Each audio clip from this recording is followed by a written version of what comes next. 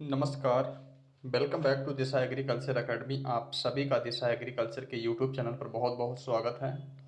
आज के वीडियो में जो हम डिस्कस करेंगे वो करने वाले हैं एजीटीए की पहली क्लास है और इसमें टॉप 20 क्वेश्चंस लेके आए हैं जिसमें एमसीक्यूज प्लस कॉन्सेप्ट आप सीखेंगे। तो वीडियो इंपॉर्टेंट है, बने रहिएगा। अब आपको कंटिन्यू क्लास मिलती रहेंगी। क्वेश्चन नंबर फर्स्ट क्या है देखते हैं। पहला प्रश्न है कि मूंगफली की खली में कितने परसेंट नाइट्रोजन होती है। तो बहुत ही सिंपल है, ठीक है ना। ये टिक इसलिए बेटा लगा देते मेरे भाई कि बहुत सारे बच्चों को इसकी पीडीएफ देनी पड़ती, इसलिए उनको टिक लगा देते किसी किसी क्वेश्चन पर। नेक्स्ट में टिक नहीं लगा होगा, ठीक है ना। तो मूंगफली की खली में नाइट्रोजन की मात्रा आपसे पूछी जा रही है। तो देखो, एक होती है कुसुम की खली, ध्यान रखना आप लोग, कुसुम की खली। तो उसमें सर्वाधिक नाइट्रोजन की मात्रा पाई जाती 7.9% के आसपास। जो मूंगफली इसमें 7.3% के आसपास पाई जाती है, ध्यान रखना। लेकिन ऑप्शन के अकॉर्डिंग जो राइट उत्तर होना चाहिए वो ऑप्शन नंबर राइट हो जाएगा सी। अब आप फैक्ट्स को देख लीजिएगा। अब जो क्वेश्चन आपके सामने की बहुत सारी खलियों के नाम दिए गए हैं और उसमें जो नाइट्रोजन की मात्रा जितनी पाई जाती है उसकी टेबल आपके सामने, इस टेबल को आप बढ़िया से रीड करिएगा। जैसे मूंगफली की खली में कितने परसेंट नाइट्रोजन है भैया, 7.3%। कुसुम की खली में कितना है, तो 7.9% मैं बता चुका हूं। अरंडी की खली में आपसे अगर पूछे कि कितने परसेंट सर नाइट्रोजन इसमें है, तो आप बताओगे 4.3, ठीक है ना। इसी प्रकार सरसों की खली में 5.2%। इसी प्रकार तिल की खली में 6.2%। इसी प्रकार कुसुम की खली में देखो ये दिया गया 7.9%, हाईएस्ट है कि नहीं। तो सर्वाधिक किसकी खली में नाइट्रोजन पाई जाती है, तो कुसुम की खली में, याद रखना आप लोग। इसके बाद अलसी की खली में 4.9% नाइट्रोजन है और नीम की खली में 5.2%। तो पहला क्वेश्चन कंप्लीट होता। Moving forward question number 2। Question number बेटा नेक्स्ट देखेंगे हम लोग। बहुत ज्यादा इंपॉर्टेंट क्वेश्चन आपके सामने है। Which one of the stem nodulating green manure crop, कौन सी हरी खाद की फसल है जिसके तने में बैक्टीरिया की ग्रंथियां पाई जाती हैं। आपको समझना चाहिए, यहां पे बात की रहा तने की। जब तना वर्ड लगा हो, जब तना शब्द जुड़ा हो, तो आप हमेशा सही करना सेसवेनिया रोस्ट्राटा। क्योंकि जो सेसवेनिया रोस्ट्राटा एक ढैंचा की जो वैरायटीज है, इसमें क्या होता है, इसकी जड़ और तने दोनों पर गांठें ग्रंथियां पाई जाती हैं जो नाइट्रोजन का स्थिरीकरण करती हैं। वहीं पर जो सेसवेनिया एक्युलेटा है, इसमें केवल जड़ पर ही ग्रंथियां पाई जाती हैं। ये पॉइंट बहुत इंपॉर्टेंट है, इसे आप नोट करना। जब भी हमसे बात करेगा तने यानी स्टेम के बारे में, तो आप सेसवेनिया रोस्ट्रेटा ये सही करना, ठीक है। चलिए बेटा question number next. Urea contains nitrogen in the forms of, यानी यूरिया में जो भी नाइट्रोजन की मात्रा उपस्थित होती है या फिर पाई जाती है वो किस फॉर्म में पाई जाती है। तो ध्यान रहे एमाइड के रूप में पाई जाती है। एक है कैल्शियम साइनेमाइड जिसका सूत्र होता है CaCN2। इसमें 21% बेटा क्या है, नाइट्रोजन पाई जाती है। कितनी, 21%। तो कैल्शियम साइनेमाइड और यूरिया ये दो ऐसे उर्वरक हैं जो एमाइड रूप में पाए जाते हैं, ध्यान रखिएगा। अगले प्रश्न की तरफ बढ़ेंगे, उससे पहले कुछ जरूरी चीजें आपके लिए टेबल के माध्यम से। अगर हमसे बात करें कि नाइट्रोजन युक्त उर्वरकों की बात करी जाए, किसकी, नाइट्रोजन युक्त उर्वरकों की, तो इनको क्लासीफाई हमने किया है बेटा कितने भाग में, 3 पार्ट में किया। एमाइड ग्रुप में 2 आते हैं, एक आता है यूरिया और एक आता है कैल्शियम साइनेमाइड, क्लियर। वहीं पर नाइट्रेट उर्वरक में कौन कौन से आते हैं, सोडियम नाइट्रेट आता है और कैल्शियम नाइट्रेट। अब देखो यूरिया में 46% क्या होती है, नाइट्रोजन होती है। वहीं पे कैल्शियम साइनेमाइड में क्या होता है, 21% क्या होती है, नाइट्रोजन होती है। अच्छा, अब सोडियम नाइट्रेट की बात करी जाएगी तो इसमें क्या है भाई, 16% नाइट्रोजन है। कैल्शियम नाइट्रेट में क्या है भाई, 15%, 15.5% नाइट्रोजन होती है। अब देखो ये एमाइड उर्वरक हो गए, ये नाइट्रेट उर्वरक हो गए, है ना। अब आता है कि अमोनियम उर्वरक। तो अमोनियम उर्वरक में 2 मुख्य आते हैं कि अमोनियम सल्फेट और अमोनियम क्लोराइड। अमोनियम क्लोराइड में मेरे भाई 25% नाइट्रोजन होती है और अमोनियम सल्फेट में 20.5% क्या है, नाइट्रोजन। और अमोनियम सल्फेट में बेटा 24% भी क्या है, 24% सल्फर भी पाया जाता है। ये पॉइंट आप याद कर लेना। अब एक और प्रश्न पूछा जाता है कि ऐसा कौन सा उर्वरक है जिसमें जो है नाइट्रोजन अमोनिकल और नाइट्रेट दोनों रूप में पाई जाती है। तो हमारा क्या है, कैन है, जिसको बोलते हैं CAN, पूरा नाम कैल्शियम अमोनियम नाइट्रेट। इसमें जो नाइट्रोजन पाई जाती है वो नाइट्रेट और अमोनिकल दोनों रूप में पाई जाती है। बात आप ध्यान रखना। ये कैसा, ये उदासीन उर्वरक होता है। कैसा, उदासीन उर्वरक होता है। इसको सोना खाद के नाम से भी जानते हैं। ध्यान रखिएगा, इसमें 25% के आसपास नाइट्रोजन देखने को मिलती है। तो ये पॉइंट काफ़ी ज़्यादा इंपॉर्टेंट आप सभी के लिए, इन पॉइंटों को जरूर आप याद करिएगा। Moving forward, question number next. अब ये जो क्वेश्चन है ये बहुत ज़्यादा इंपॉर्टेंट क्वेश्चन है। अब आप लोग सोच रहे होंगे इसमें ऑप्शन नंबर ए टिक लगा तो ए सही नहीं हुआ है इसका आंसर, ठीक है ना, इसका ए आंसर सही नहीं होता है। प्रश्न है कि the conversion of inorganic nitrogen to organic nitrogen. आपको केवल दो बातें पकड़नी है। यहाँ पे क्या है, इनऑर्गेनिक नाइट्रोजन, और यहाँ पे क्या है, ऑर्गेनिक नाइट्रोजन। जब इनऑर्गेनिक से कोई चीज ऑर्गेनिक में चेंज हो तो वहां पे क्या होगा, वहां पे इमोबिलाइजेशन मेरे भाई होगा, इमोबिलाइजेशन होगा। क्योंकि जो पौधों का प्राप्त रूप होता है, नाइट्रोजन का पौधे जो रूप प्राप्त रूप का है, नाइट्रोजन को पौधे जिस रूप में प्राप्त करते हैं इनऑर्गेनिक के रूप में ही लेते हैं। तो जब इनऑर्गेनिक चेंज हो जाएगा ऑर्गेनिक में तो ये मिनरलाइजेशन को थोड़ा ही होगा, तो ये हो जाएगा इमोबिलाइजेशन। अब इसका जस्ट अगर उल्टा बात करें, कैसे कि ऑर्गेनिक चेंज हो रहा है किसमें, इनऑर्गेनिक में, तो आंसर हो जाएगा मिनरलाइजेशन। याद रहेंगी बातें कि नहीं बेटा, ये पॉइंट बहुत इंपॉर्टेंट है, आप याद कर लेना। एक बार पुनः सुन लीजिएगा। जब इनऑर्गेनिक नाइट्रोजन किसमें चेंज हो जाए, ऑर्गेनिक में, तो ये हमारा हो जाएगा मिनरलाइजेशन। क्या हो जाएगा, खनिजीकरण हो जाएगा, अचलीकरण हो जाएगा। और जब ये ऑर्गेनिक से चेंज हो जाए किसमें, इनऑर्गेनिक में, तो हो जाएगा मिनरलाइजेशन यानी खनिजीकरण। याद रखना, बहुत ज्यादा इंपॉर्टेंट टर्म है ये। Question number next. अगला प्रश्न है कि bacteria responsible for nitrogen fixing in soybean. Soybean में नाइट्रोजन स्थिरीकरण करने के लिए कौन सा बैक्टीरिया रिस्पॉन्सिबल है। तो हम सभी लोग जानते हैं राइजोबियम जापोनिका। और मेलिलोटाई का यूज कहाँ पे करते हैं, सैंसी वगैरह में। ट्राइफोलियाई का वर्सीम में करते हैं। और जो दलहन क्रॉप होती है, जो पल्सेस क्रॉप होती है, उसमें राइजोबियम लेग्यूमिनोसेरम का यूज करते हैं। टेबल के माध्यम से आप लोग इसका प्रश्न का आंसर देखिए बढ़िया से। ये टेबल आपके सामने है।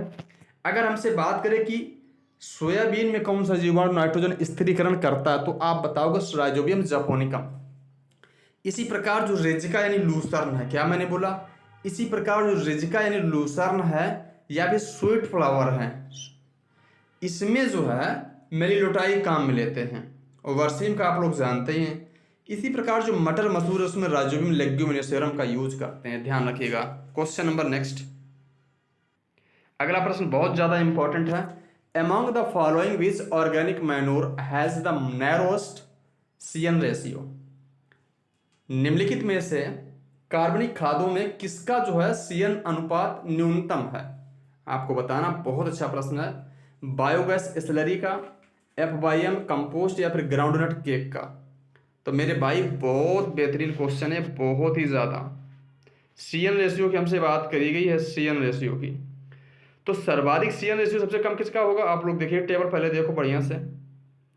आपके सामने ये पूरी टेबल दी गई। इस टेबल को आप लोग याद कर लेना, बहुत काम आएगी एग्जाम में आपके।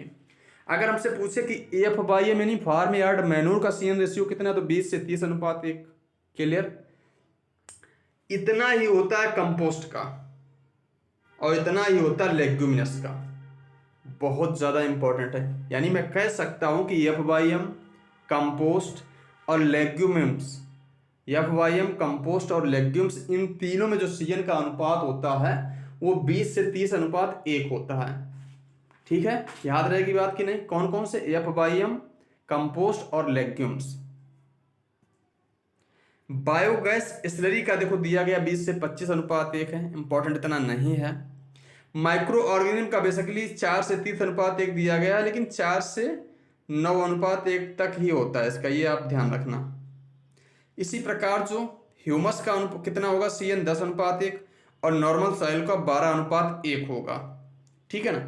तो सबसे कम किसका दिख रहा है, सबसे कम तो सर मुझे दिख रहा है ग्राउंडनट यानी मूंगफली की केक का। इसका कितना है, 5 अनुपात 1। अब आपके प्रश्न की तरफ हम आते हैं।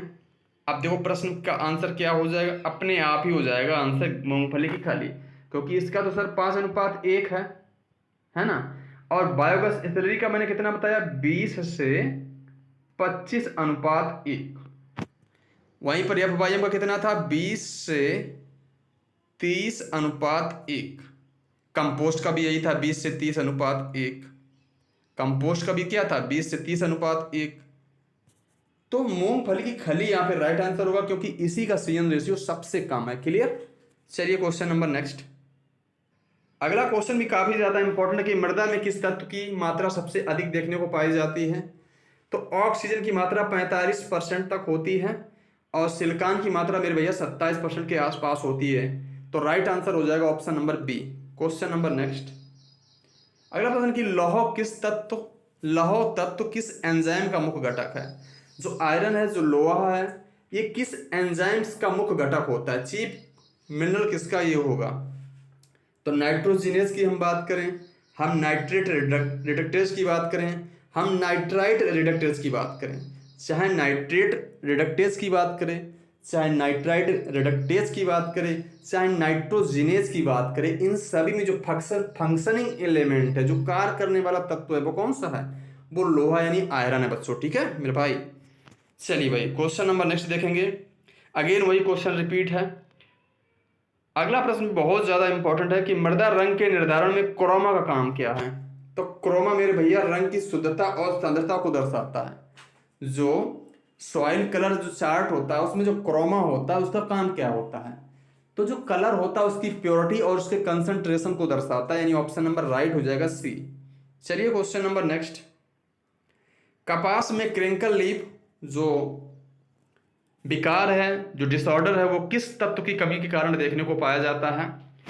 तो यमन की टॉक्सिसिटी, यमन की कमी नहीं, यमन की कमी नहीं मेरे भैया, यमन की अधिकता की बात करी जा रही है यहाँ पे, यमन की टॉक्सिसिटी की बात करी जा रही। जब कपास की फील्ड में यमन की टॉक्सिसिटी हो जाएगी, मात्रा अधिकता आप अधिक मात्रा में प्रयोग करेंगे, तो उस कंडीशन में जो है क्रिंकल लीफ देखने को मिलती है। क्लियर। तो बहुत ज्यादा फेमस क्वेश्चन है, इसको आप बढ़िया से याद कर लेना। अगला प्रश्न, विच one of the following is water soluble. और आपसे एक बहुत प्यारा अच्छा प्रश्न पूछा जा रहा है। जो फॉस्फेटिक उर्वरक होते हैं उनका वर्गीकरण 3 टाइप्स में होता है। एक होता है जल में घुलनशील, एक होता है साइट्रिक एसिड में घुलनशील, और एक होता है जल प्लस साइट्रिक एसिड दोनों में घुलनशील। तो यहाँ से आपसे पूछा गया, केवल पूछा गया कि वाटर सॉल्युबल कौन सा है। तो देखो, monocalcium phosphate, dicalcium phosphate, hydroxyapatite, all. तो मेरे भैया जो राइट आंसर होना चाहिए वो क्या हो जाएगा, मोनोकैल्शियम फास्फेट। मोनोकैल्शियम फास्फेट क्या है, जल में घुलनशील है, वाटर सॉल्युबल है। मोनोकैल्शियम फास्फेट के अतिरिक्त में जो है single super phosphate, double super phosphate, triple super phosphate, ammonium phosphate और मोनोकैल्शियम फास्फेट, ये सब कैसे हैं, सारे के सारे जल में घुलनशील हैं। टेबल आपके सामने बेहतरीन तरीके से आप लोग याद कर लीजिएगा, बहुत अच्छे तरीके से। और इसमें यह भी दिया गया है कि किसमें कितनी मात्रा पाई जाती है। तो एक बार मात्रा देख लो आप लोग। सिंगल है तो 16 से 18 है, डबल है तो 32 है, ट्रिपल है तो 48% क्या है, फास्फोरस पाया जाता है। वहीं पे अमोनियम फास्फेट में 48% फास्फोरस पाया जाता है। और मोनोकैल्शियम फास्फेट की बात करी जाएगी तो इसमें 2 चीज़ें पाई जाती हैं।